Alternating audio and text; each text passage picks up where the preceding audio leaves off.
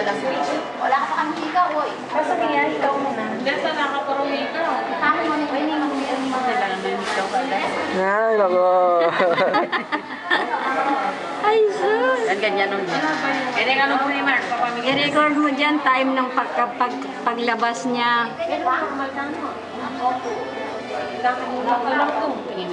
ay, Dito ba na yung nakita na? Yung ibang bata ka mo, tulog lang. Tulog lang ng tulog. Sir na puti. Ano pangalan nito? Active na Okay na kagad. raw si Mami sa gabi. Ano po mo? Ay, bayan mo na ka, Janice. Ikaw mo pala. Ano po? Akala ko naman ito na station na naman. Kapampangan mo.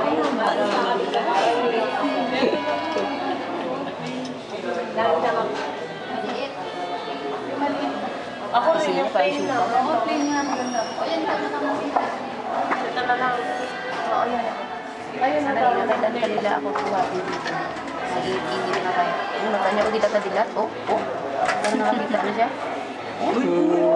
Yan yan.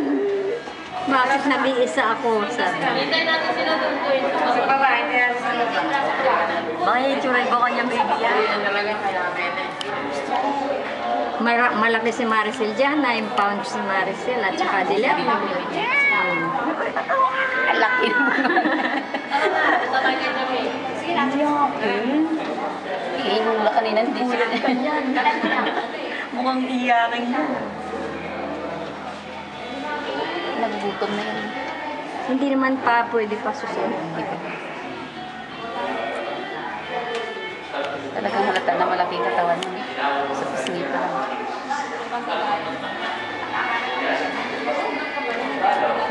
Talagang maririnig yung iyak. Kasi yung nanay niya kaninang nag-labor, hindi umiiyak, kaya siya naman ang umiiyak. Eh, kay manigit ginagay, bok eh. Naroon niya po. Oo. Yung mag-ginagay, kaya pinamay, kaya yung kamanganak yan. Hindi po matawa. Pinapis kayo. Eh, ako, Ay, paano? 8 tsaka no? 8. Bata ko dito ah. Oo, yak. Yung nanay niya, 9 pounds lang panganak. Yak mga anak ko 5 points. Para medyo lumawag yung ikaw niya, i-roll mo lang sa bahay. Kunwari nagpapaplastic ka, try mong i-roll lang yung ano, para hindi siya mag-stick sa tenga niya. Hindi na na.